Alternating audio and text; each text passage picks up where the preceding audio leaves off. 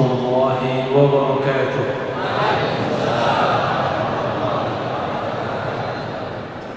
الحمد لله رب العالمين، بنعمته تتم الصالحات. أشهد أن لا إله إلا الله وأشهد أن محمدا عبده ورسوله.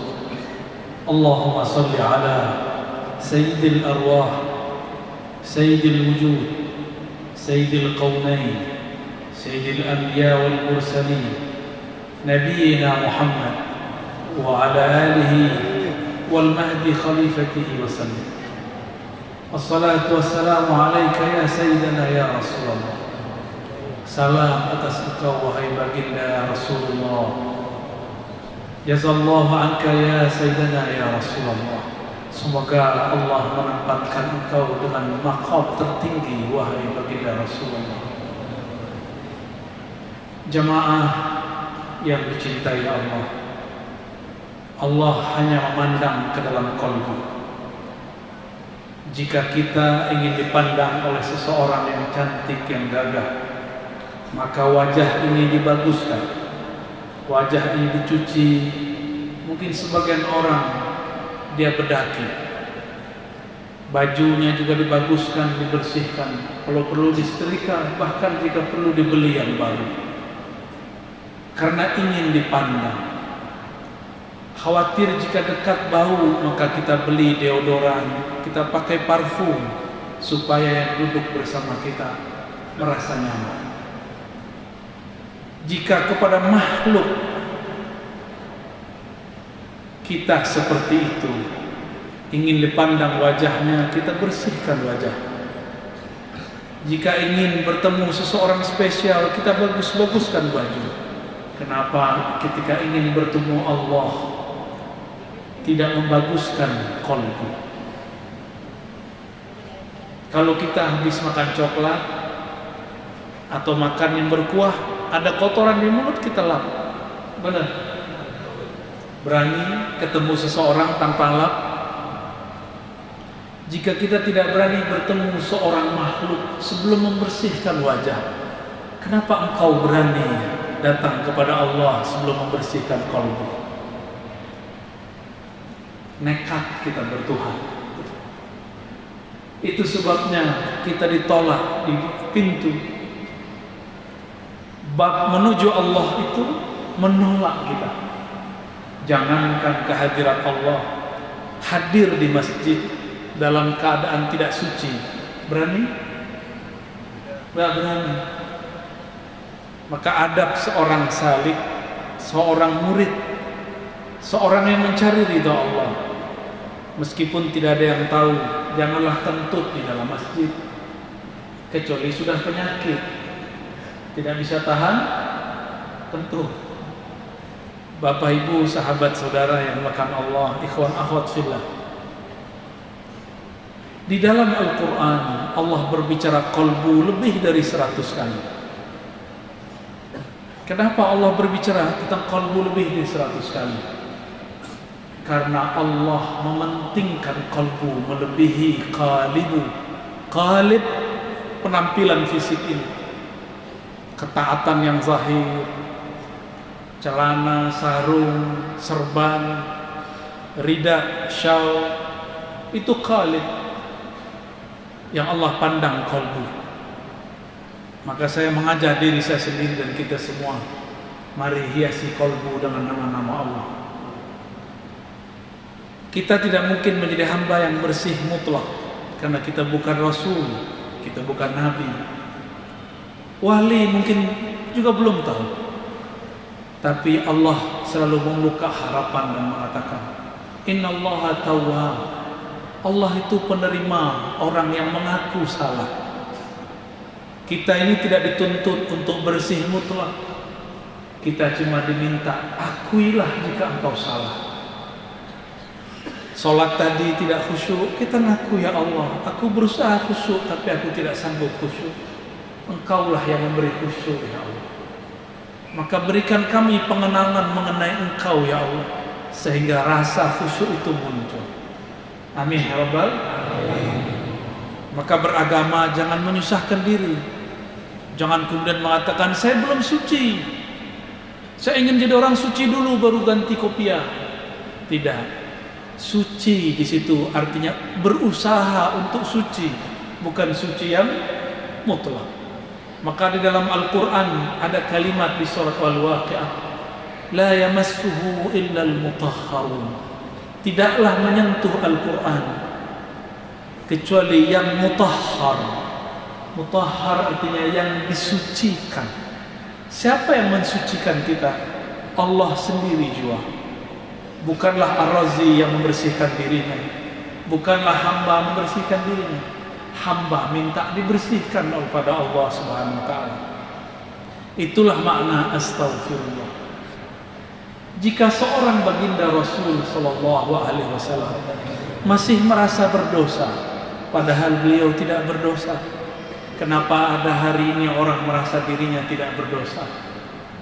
Kenapa ada orang hari ini merasa dirinya lebih suci, kelompoknya lebih bersih, tarekatnya lebih tinggi? Kenapa ada orang merasa itu? Manhajnya paling dekat kepada Allah dan Rasul. Ini berbahaya. Ini bukan keruhanian Rasulullah SAW. Rasulullah tidak sibuk dengan aib orang, tidak sibuk dengan jenggot dan celana orang, tidak sibuk dengan amalan-amalan orang. Beliau sibuk membenahi dirinya, lalu mengajari orang-orang sekitarnya. Seandainya Rasulullah orang yang saklek, tidak suci, tidak boleh datang, maka jika ada orang yang mengotori masjid, pasti itu dibunuh. Tapi Nabi tidak melakukan itu. Hadis yang sering saya sampaikan, baginda Rasulullah SAW didatangi Arab Badui, tidak ada adabnya sama sekali. Arab Badui itu Arab pelosok, tidak terpelajar, tidak nyantri, tidak sekolah. Arab Badui ini setiap kali melihat tembok, seperti sopir angkot zaman dulu, sopir truk zaman dulu kalau lihat tembok apa? Mau nembak. Tahu nembak Pak? Mau buang bensin.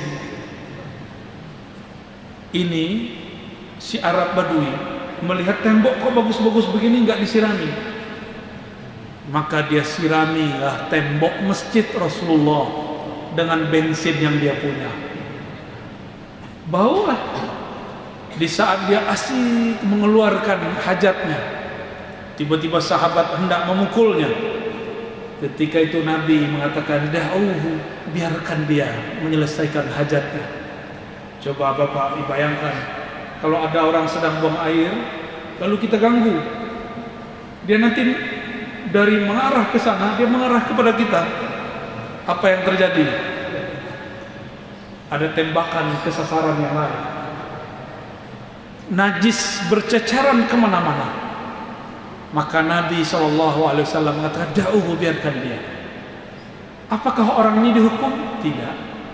Malah yang dihukum yang tidak mengerti, yang ingin memukul dapat tugas, ambil air satu gayung kamu siramkan. Tapi sahabat tidak menganggap ini hukuman, dia menganggap ini sebagai sebuah pelajaran, bahwa tidak semua orang yang salah itu salah, tidak semua orang yang taat itu benar.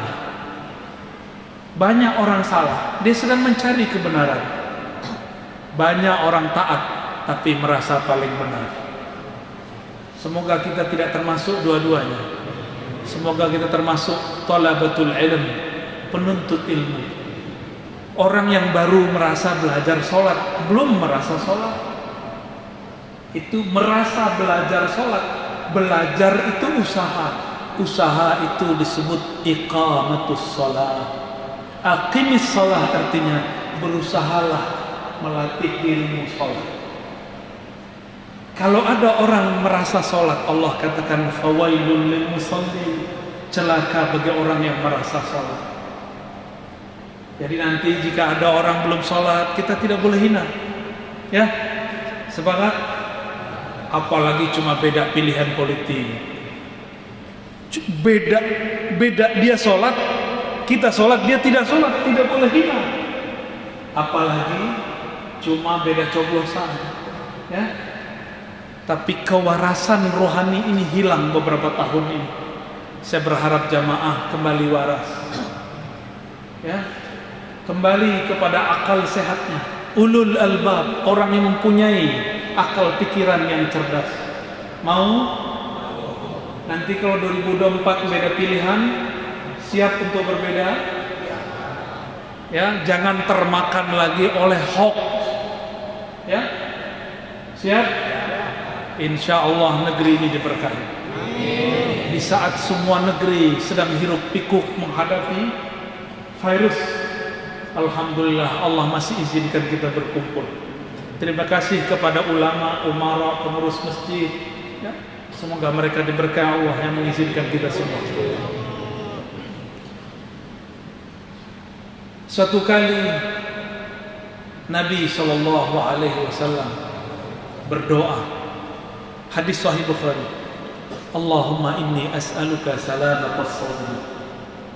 Ya Allah, aku memohon kepada Engkau salamah. Salamah bukan bahasa Arab, itu artinya bukan selamat. Salamah itu artinya terbebas dari keburukan dan aib. Apa arti salamah? Maka jika disebut Allahumma antas salam minkas salam tabarakta rabbana ya dzal jalali wal ikram. Assalam, Allah yang maha terbebas dari aib dan kekurangan. Nabi mengatakan, Allahumma inni as'aluka salamatas sadr. Ya Allah, aku minta selamat di dalam dadaku. Apa itu? Ini Nabi yang minta. Jika Nabi meminta dadanya selamat, terbebas dari aib, terbebas dari keburukan-keburukan, maka kita lebih wajib membacanya. Meskipun secara ilmu hadis, ilmu fikih, dalam ilmu fikih dianjurkan, disunnatkan, tapi secara ilmu hakikat, berdoa seperti ini wajib. Ya, berdoa meminta supaya Allah selamatkan isi dada. Sadar bahasa Arab, sadar. Apa arti sadar bahasa Indonesia? Orang sadar. Tapi bahasa Indonesia sadar itu lawan daripada tidur atau mabuk, atau lawan daripada orang yang sudah lewat dari maksiat, dia sudah sadar. Tapi sadar dalam bahasa Arab, sadara, yasduru sadran, suduran, fahuwa sadirun wa dhaka masdurun. Sadara, bersumber. Sumber, di mana sumbernya? Di kolbu. Maka doa ini, ya Allah, aku memohon selamat di dalam sadarku, selamat di dalam kolbuku. Bacalah doa ini setiap selesai sholat, ya. Insya Allah sebelum wafat Allah angkat jadi walinya, kekasihnya. Amin ya Rabbal. Karena cara jadi kekasih Allah gampang-gampang susah. Gampang-gampang susah. Hatta kepada anjing tidak boleh benci. Suatu kali ada seorang perempuan pelacur. Ini pelacur, Pak. Mungkin ini profesi yang kita anggap paling hina, tapi ternyata pelacur ini, meskipun dirinya dia lacurkan, di kolbunya masih ada rahmat Allah. Dia melihat anjing kehausan, diambilkan air, dia suapkan kepada anjing itu. Kita katanya orang yang sujud 5 kali sehari, melihat anjing ditabrak. Di mana rahmat Allah di kalbumu? Di mana rahmat Allah di kalbumu? Karena wali Allah itu adalah hamba yang di kalbunya ada rahmatullah. Di kalbunya ada rahmat Allah. Apa arti rahmat? Kasih sayang. Hatta kepada semut kita kasih, pohon-pohon kita kasih. Maka orang-orang yang merusak ekosistem alam semesta, mereka adalah musuh-musuh Allah. Mereka harus membayar. Yang sudah merusak ekosistem alam, bayar dengan menanam kembali. Tanam kembali di tempat yang lain. Jika memang kemudian jadi itu tempat usaha, tanam di tempat yang lain. Jika tidak, maka Allah akan menyatakan perang kepada kita. Ya. Jadi kekasih Allah gampang-gampang susah. Coba perhatikan hadisnya. La yazalu abdi, hadis Bukhari. Senantiasalah hambaku yataqarrabu ilayya bin nawafil, mendekatkan diri kepadaku dengan amal-amal nawafil, tambahan, ringan. Nawafil itu tambahan plus ringan. Hatta uhibbahu, sehingga aku jatuh cinta kepadanya. Kalau kita jatuh cinta, kita punya perhatian gak dengan orang yang kita cintai? Maka kita boleh artikan, hambaku beramal dengan amal-amal yang remeh, ringan menurut dia, tapi membuat aku punya perhatian cinta kepadanya. Hatta uhibbahu, sehingga aku punya perhatian cinta kepadanya. Jika aku sudah cinta, aku ganti perangkat di dalam dirinya. Yang memandang bukan lagi matanya, yang mendengar bukan lagi telinganya, yang berkalam bukan lagi lisannya, yang berzikir bukan lagi kolbunya. Allah mengatakan, kuntu, akulah yang berkalam saat dia berkalam, akulah yang mendengar saat dia mendengar, akulah yang memandang saat dia memandang. Jangan bayangkan Allah itu galak. Allah itu asik, Pak. Rasulullah asik gak orangnya? Rasulullah itu asik. Cuma sahabat yang sungkan. Rasulullah itu mudah senyum, nggak tegang, Pak. Begini terus. Allah apa? Bid'ah, haram. Enggak begitu. Rasulullah itu penyayang Rasulullah. Apa kata beliau? Aku kepada kalian seperti ayah kepada anak-anak. Ayah kepada anak-anak ada masanya ngajar, ada masanya bermain-main, ada masanya berkasih sayang. Akrab Rasulullah SAW dengan para sahabat. Jangankan kepada para sahabat, bahkan Rasulullah akrab dengan binatang-binatang yang kita remehkan. Suatu kali beliau sedang jalan-jalan di suatu kampung. Tiba-tiba ada seekor onta datang, tersungkur sujud depan Nabi, menangis. Rasulullah bisa berbicara dengan semua bahasa. Maka Nabi faham apa yang dia kalamkan. Ternyata si onta curhat, wahai Rasulullah, tolong aku wahai Rasulullah. Aku dipaksa tuanku makan sedikit kerja banyak. Onta, Pak. Onta, ya. Cuma sayang, onta curhatnya cuma masalah kerja. Onta curhatnya cuma masalah beban. Onta curhatnya masalah makan. Maka hamba-hamba yang sudah berubah jadi hewan, dia curhat cuma masalah dompet, perut. Dompet, perut, dompet, perut. Itu yang dia curhatkan kepada Allah. Dia bukan lagi hamba yang punya rohani hidup.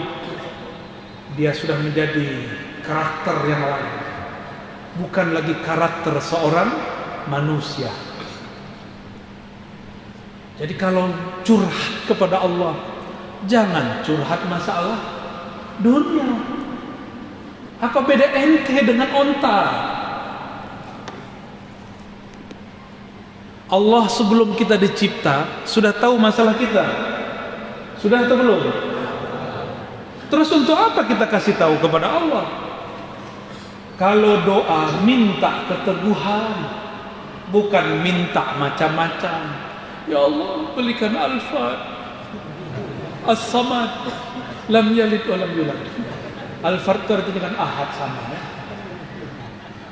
Jangan itu, kalau minta itu jangan itu. Ya Allah, buat suami saya sayang.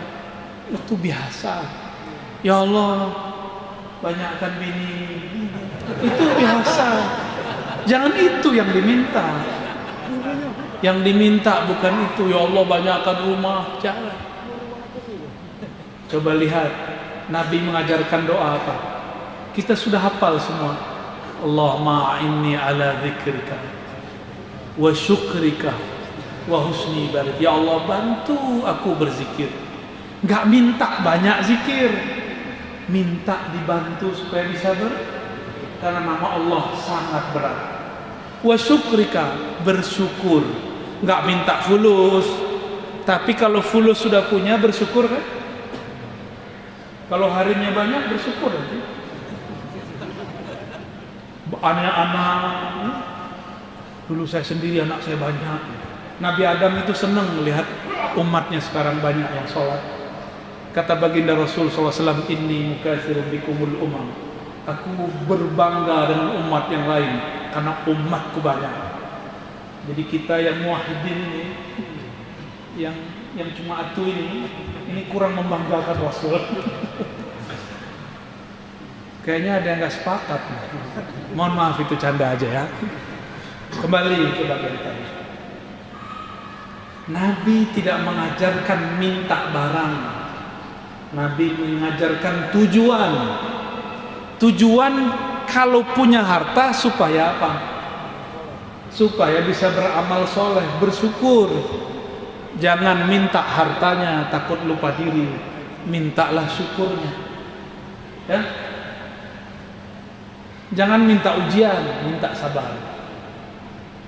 Jangan minta perang, minta semangat jihad. Ini belum apa-apa udah minta perang. Ya. Sabar dong. Ada babnya. Ini ulama kita, guru-guru kita, kalau dia takut kepada Allah, dia tidak takut jihad. Tapi jihad itu ada tempat dan waktunya. Jangan bom saudara sendiri. Jangan hancurkan negeri sendiri. Itu namanya bukan jihad, namanya jahat. Ya, saya mengimbau kepada orang yang punya semangat jihad. Semangat aneh lebih besar daripada ente. Tapi itu saya paham. Saya kumpulkan. Nanti kita ledakkan di saatnya. Di saat ada orang menyerang agama ini, di saat orang ingin mengganggu negara ini, baru kita keluarkan. Saya tahan-tahan, Pak. Marah kita asah dengan nama Allah. Kita asah dengan rindu kepada Rasulullah. Apa amalan paling mulia? Nabi mengatakan, mengingat Allah sebanyak-banyaknya.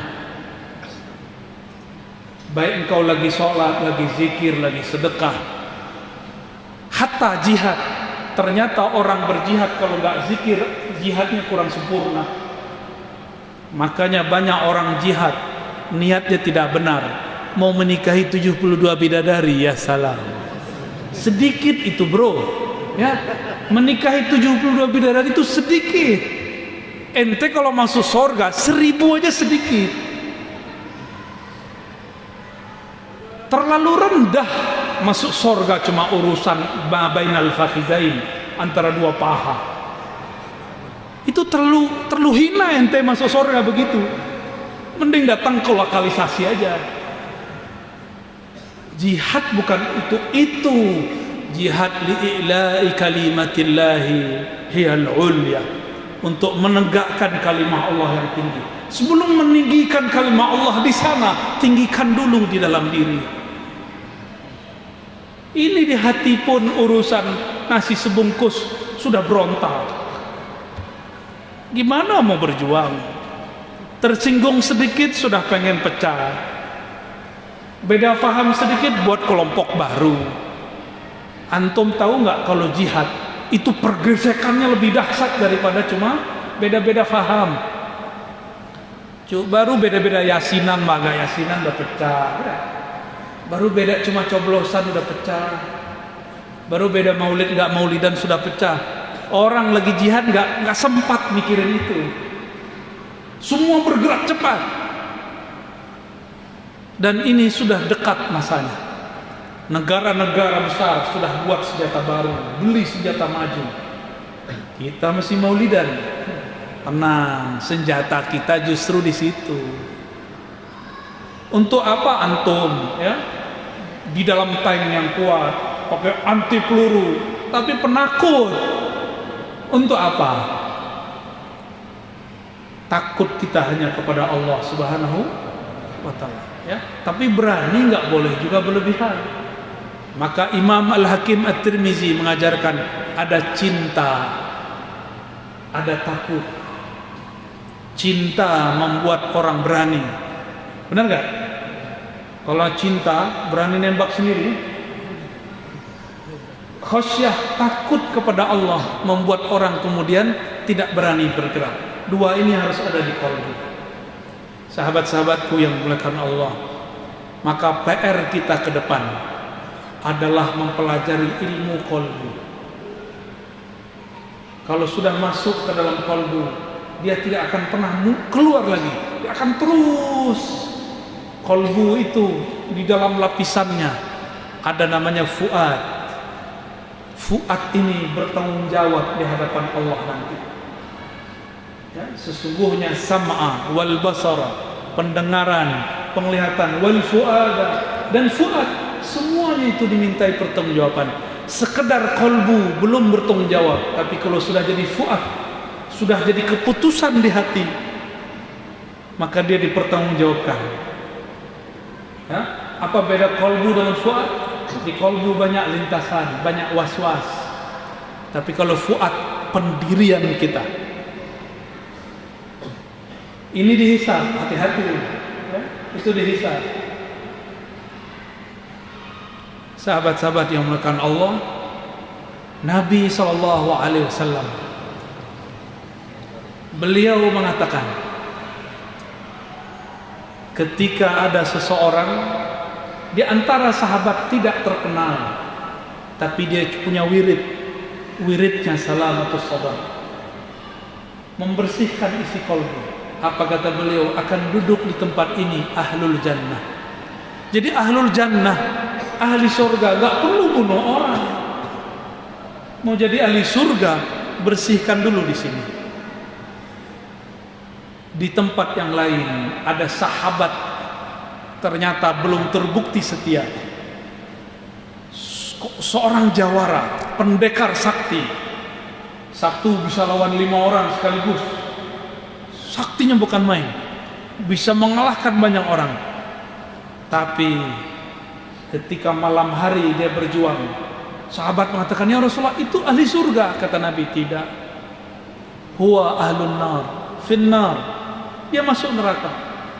Sahabat kemudian ada yang memata-matai terus, wahai Rasulullah, sudah banyak orang kafir dibunuh olehnya. La finnar, dia masuk neraka. Ternyata malam hari musuh kalah. Dia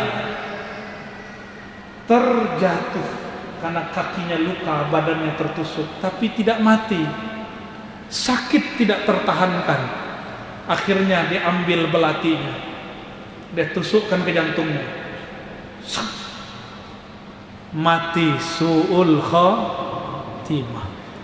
Ternyata orang ini kolbunya tidak selamat. Maka nanti dalam berjuang, kalau kolbu belum selamat, siap-siap nanti ini terjadi kembali. Susah dikit bubar, tersinggung dikit bubar. Memang berjuang enak, ya. Emang antum kira bikin pesantren buat harokah pergerakan mudah? Gak mudah. Ada gesek-gesekan. Ya. Maklum kita manusia. Ini masa sudah dekat. Sudah siap belum? Belum. Sudah siapkan kolbunya. Niat kepada Allah, ya Allah, yang membolak balik kolbu. Ya muqallibal, coba baca doanya. Ya muqallibal qulub, wahai yang bolak-balik hati kami, tsabbit qulubana ala dinika wa ta'atik, tetapkan hati kami dalam din engkau, agama engkau, akhlak yang taat kepada engkau. Itu kita minta. Sampai mati kita minta. Ya. Coba diulang. Ya muqallibal qulub, tsabbit qulubana ala dinika wa ta'atik. Para sahabat meriwayatkan Rasulullah sering bersumpah dengan menyebut wa muqallibil qulub, wa muqallibal qulub. wa muqallibil qulub wawnya, demi yang membolak-balik hati. Beliau sendiri pun mengalami goncangan-goncangan. Apalagi kita. Tanya kepada pengurus masjid, ada pergesekan. Pengurus taklim, ada pergesekan. Benar. Orang bangun pesantren, ustadz sama ustadz, guru sama guru. Dunia begini. Kalau nggak begini, nggak dunia, sorga. Seseorang datang kepada Sufyan Ats-Tsauri. Bukan, terbalik. Sufyan Ats-Tsauri datang ke gurunya. Kata Sufyan, wahai tuan guru, di mana ada tetangga, ada tempat tinggal yang nggak ada orang rese, nggak ada pergesekan. Dibawa oleh gurunya sih. Dibawa ke pemakaman. Kau pindah rumah ke situ. Ya, baik. Maka Bapak Saudara yang bukan Allah, mari persiapkan kolbu, mendekat kepada yang mendekat, yang membolak-balik kolbu. Biarlah kolbu ini begini, dia berubah terus, nggak mungkin dia tenang. Dia berubah terus, kadang soleh, kadang tidak soleh, kadang kotor, kadang bersih. Itulah kolbu. Maka saya mengatakan jangan berlebihan, jangan sok bisa suci. Maka saya tidak pernah mengajarkan kolbu mesti suci. Yang ada kolbu harus sadar bahwa dia tidak suci. Insya Allah setelah azan kita, kalau ada tanya jawab kita tanya. Wassalamualaikum.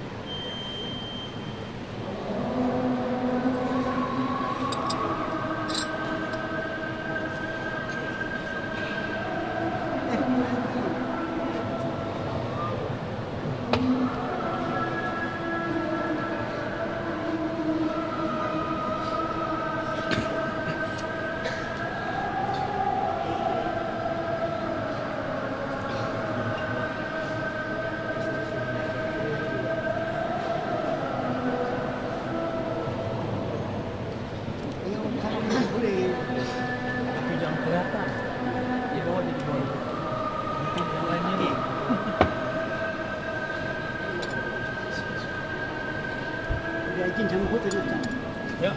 Sudah izin sama Hud. Ya. Hud alaihi salam.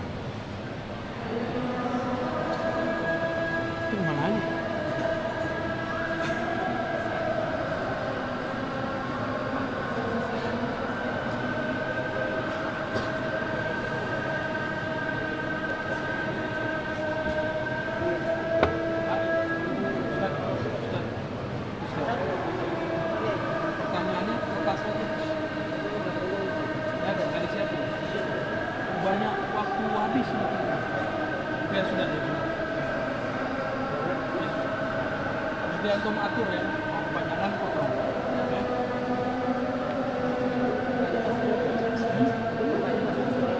Ya.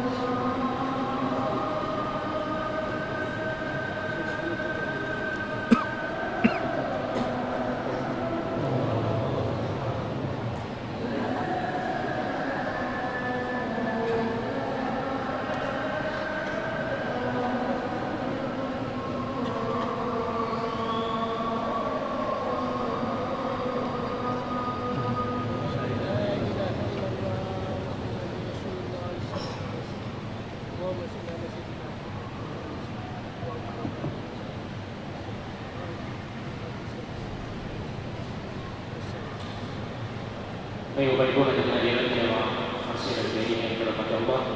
Selanjutnya kita masuk sesi kedua, sesi tanya jawab bersama Ustaz Dr. Ar-Razi SMA Habis Al-Ismit. Kita buka 3 pertanyaan. Pertanyaannya mohon langsung saja untuk poin tidak berbeda-beda. Baik, kami persilakan. Yang pertama. Depan dulu. Silakan berdiri.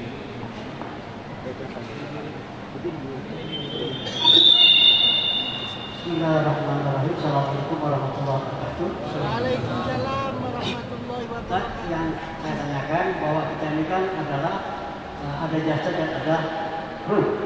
Kalau kita punya orang tua, ada orang tua jasad dan ada orang tua ruh. Bagaimana cara kita berkomunikasi kepada abul arwah dan ulul arwah dalam rangka untuk menjadi anak yang soleh?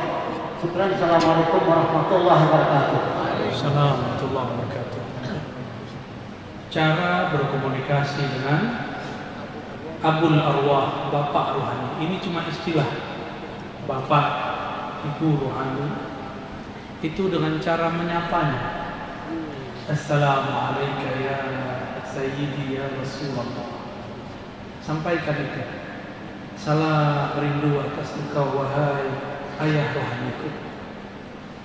Bahkan boleh dibaca Assalamualaikum ya abati ya abaruhi ya Rasulullah. Salam atas engkau wahai ayah rohaniku Rasulullah sallallahu alaihi wasallam. Ya. Gitu. Jadi disapa. Sebelum kita berbicara, sapa dulu. Dan adab kepada ayah rohani baginda Rasulullah SAW, sapalah dulu. Sapalah setiap hari, setiap saat, setiap masuk ke setempat, apalagi masuk ke masjid-masjid. Ya, masuk masjid baca Assalamualaikum ya Sayyidi Rasulullah. Pulang ke rumah, undang nur Rasulullah masuk ke rumah.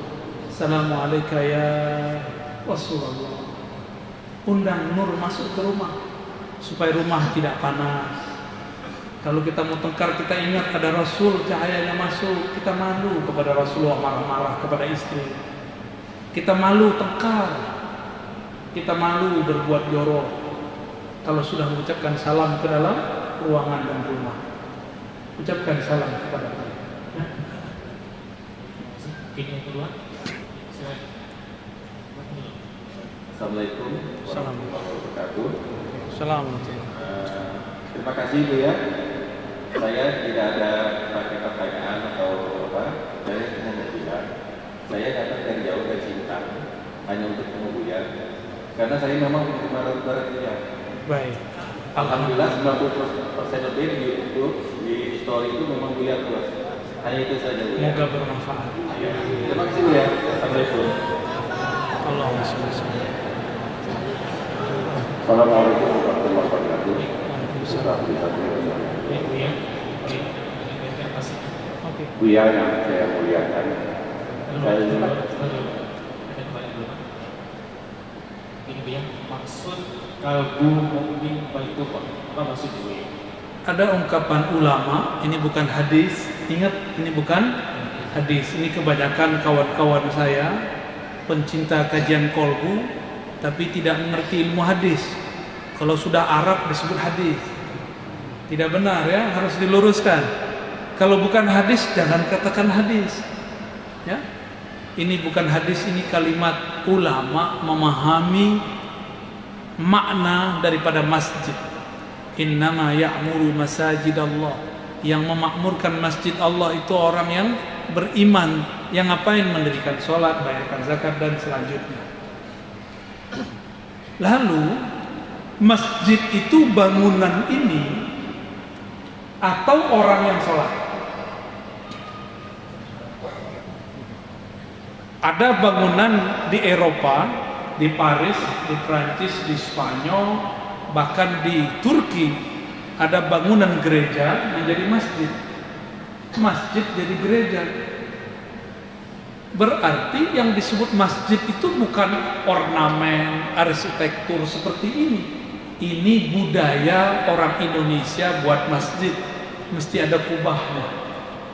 Dulu Nabi buat Masjid Nabawi tanpa kubah, karena kubah itu tradisi orang-orang Persia dan Romawi. Ya. Jadi yang masjid itu apa? Masjid itu tempat orang sujud.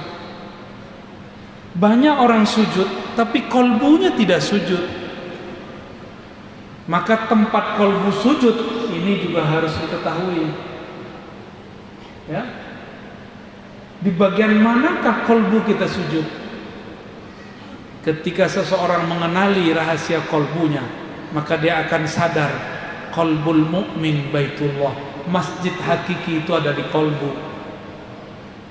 Itulah sebabnya malaikat itu datang bukan ke bangunan yang seperti ini. Malaikat datang kalau di dalam bangunannya ada orang-orang yang kolbunya sudah jadi masjid. Ya, kolbunya sudah makmur menyebut nama Allah. Yuzkarus fi hasmuh, nama-nama Allah disebut-sebut di sana. Maka setiap kolbu yang sibuk menyebut nama Allah, sibuk membesarkan Allah, kolbunya masjid. Kolbu kita sudah jadi masjid belum hari ini? Belum ya? Sudah menjadi rumah Facebook? Sudah menjadi sampah WhatsApp? Apalagi? Sudah menjadi gudang Instagram. Kapan kolbu ini menjadi masjid? Apabila orang mulai menyebut nama Allah di dalamnya. Maka belajarlah zikir kolbu, zikir khafi, wazkur rabbaka fi nafsik. Begitu Allah berkalam dalam Al-Quran surah Al-A'raf ayat 205. Sebutlah nama Rabbmu. Siapa nama Rabb engkau? Siapa nama Rabb engkau? Allah. Katakan Allah berkolbu. Itulah pentingnya belajar zikrullah. Itulah pentingnya talqin zikir. Carilah guru yang tepat. Semoga beliau terima kita jadi murid.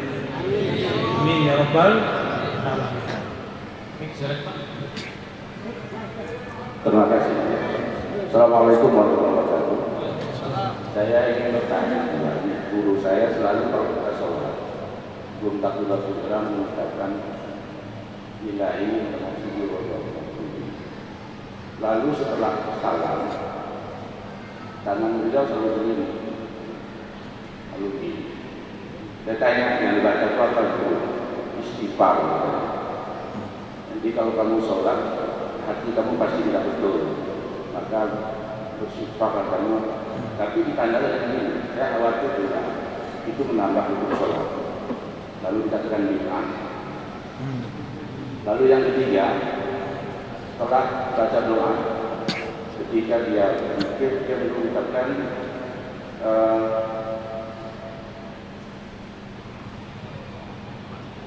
maaf lupa saya.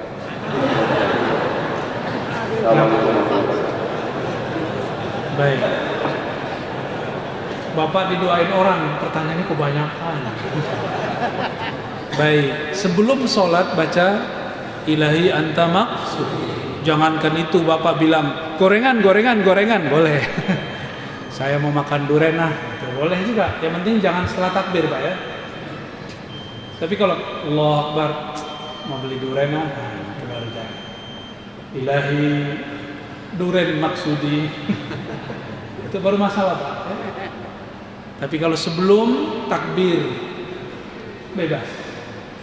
Namun hamba yang sudah kolbunya menjadi masjid, kita kalau mau ke masjid, khudhu zinatakum inda kulli masjid. Pakailah perhiasan terbaikmu ketika ke masjid. Perhiasan kolbu adalah nama-nama Allah. Maka sebelum bertakbir, penuhi kolbu dengan nama Allah. Makanya guru Bapak tadi, sebelum dia takbir, dia luruskan, dia buang selain nama Allah. Dia katakan, ilahi anta maksudi, ya Allah, jika ada di kolbuku selain nama engkau bersihkan, cukup engkau saja. Jika ada kehendak-kehendak, ingin khusyuk, ingin sakti, ingin hebat, tolong luruskan, jadikan hanya ridhomu jadi tujuanku. Itu maksud beliau. Selama tidak dibaca dalam sholat, tidak bid'ah. Yang bid'ah kalau dibaca setelah takbir. Ya, ada yang baca ilahi maksudi setelah takbir?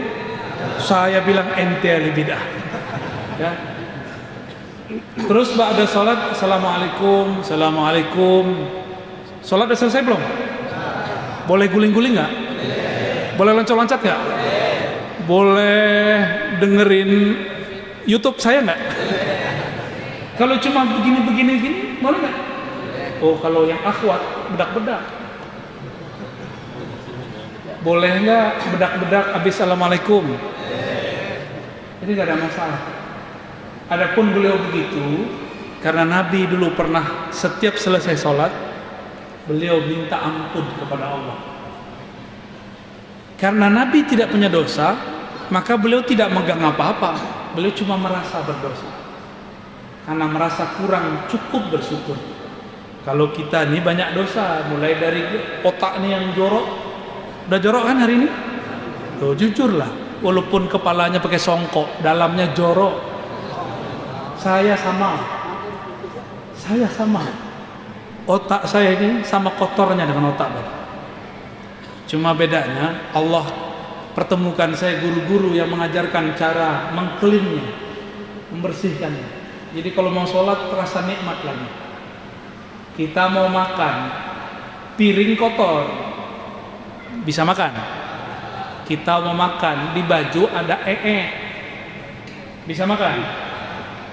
Mau ketemu Allah, Allah menyajikan makanan namanya sholat. Di kolbu ada hasad, ada tai sombong. Gimana kolbu akan menyantap nama Allah? Gak bisa.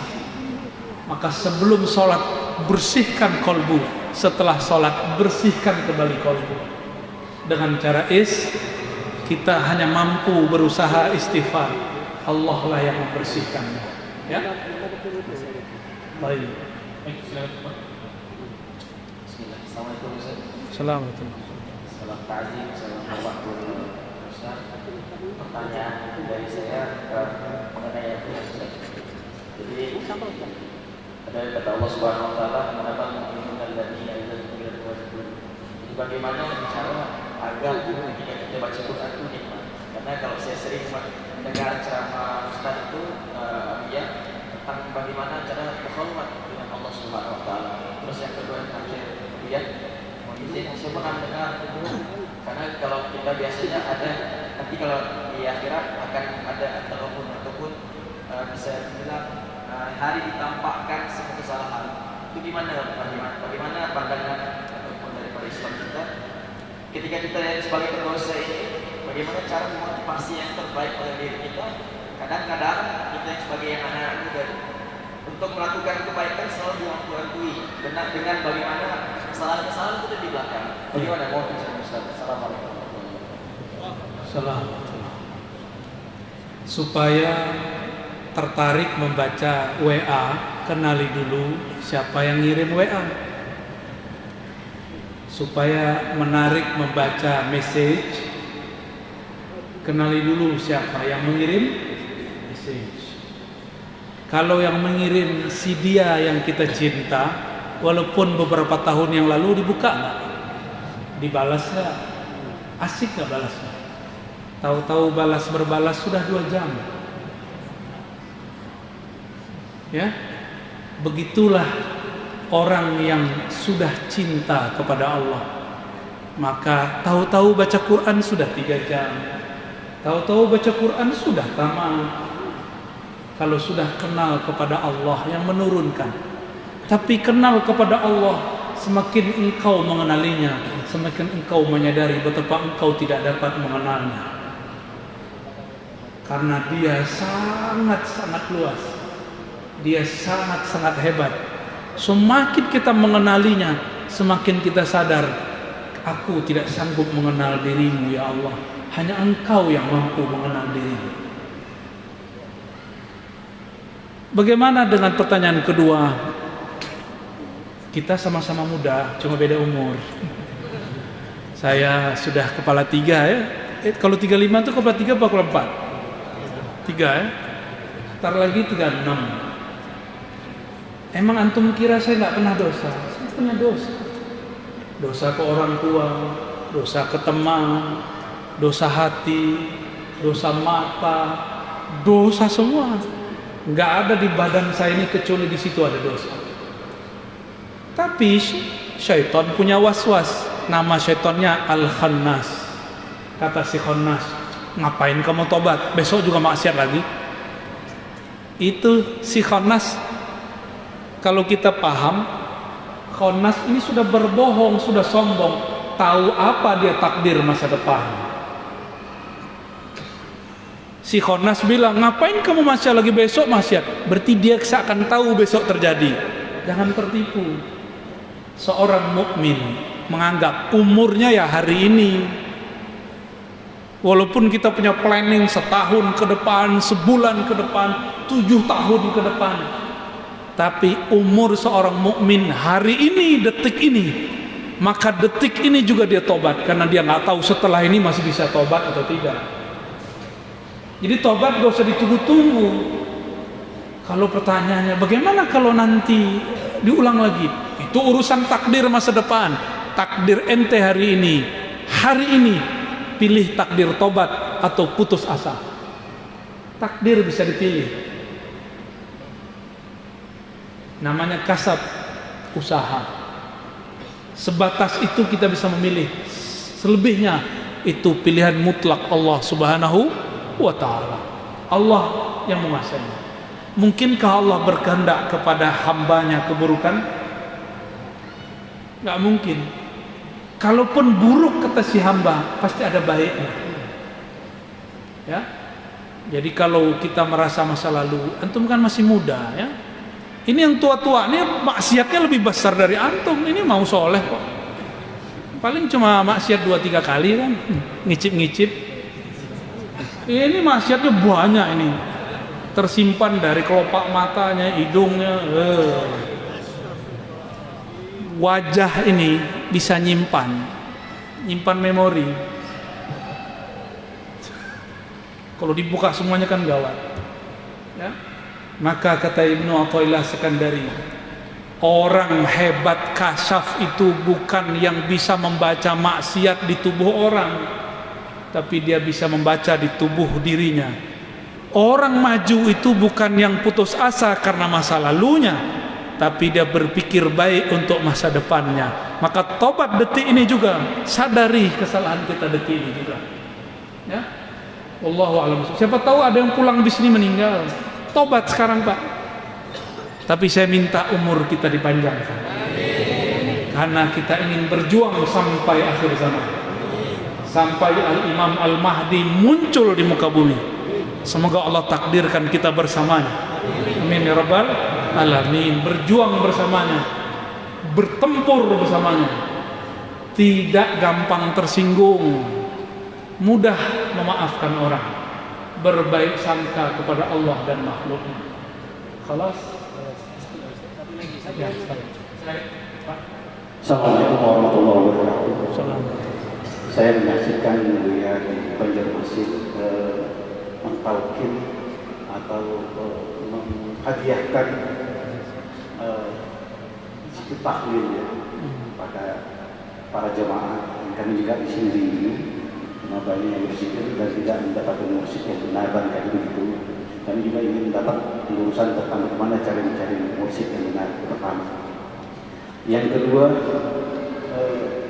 kami ingin pada Buya ini, karena bagaimanapun zikir yang baik dilakukan tanpa mengenal nama roh pribadi, roh diri, mungkin akan nyasar entah kemana. Kiranya bagaimana caranya Buya memberikan jawaban kepada kami untuk mencari musik atau siapa saja yang bisa memberikan jalan kami untuk menemukan nama roh diri. Terima kasih. Yang terakhir mungkin sangat santer gitu, bahwa ini akhir zaman memahami telah banyak dinyatakan telah belajar bahwa saat ini saya ikut zikir Buya walaupun melalui YouTube, tetapi selalu berkirim pelatihan kepada Buya juga dan kepada guru-guru lainnya.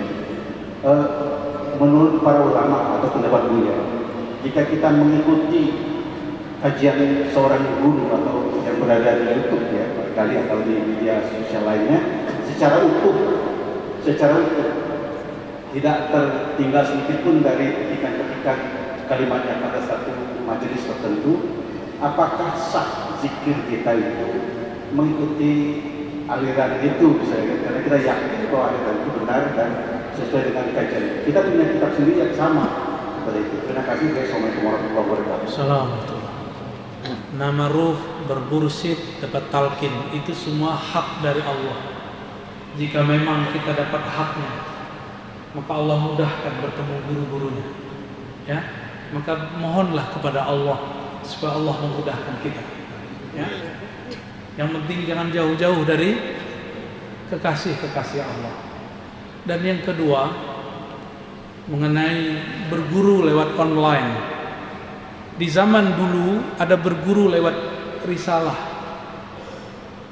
Guru dari guru kami, Syekh Yasin Al-Fadani, berguru kepada Sayyid Ahmad Al-Ghumari lewat risalah.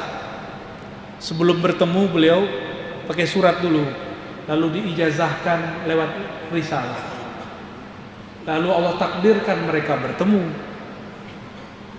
Jadi melihat yang di Facebook, yang di YouTube, selama itu utuh, maka itu sah mewakili murasalah, tukar surat menyurat dulu. Dulu sosial medianya surat, sekarang sosial medianya YouTube. Namun tentu kekuatannya tidak sekuat kita hadir. Allah Maha Baik. Meskipun demikian, meskipun rekaman, banyak juga yang bergetar kalbunya, karena rekaman itu menyimpan energi. Siapa yang kalbunya mencari, pasti menemukan rasanya. Ya, saya pun kalau nonton itu sendiri, saya ngeliat bukan diri saya, Pak. Saya juga nangis lagi. Makanya aja nggak berani nonton, takut nangis mulu. Ya, ada orang tunjuk, ini siapa ini? Ya, pura-pura nggak dengar kita ya. Jadi sah, namun berguru secara dan siapapun yang hadir, jika niat berguru, insya Allah diterima sebagai murid. Kirim Fatihah untuk Nabi dan guru-guru kita semua.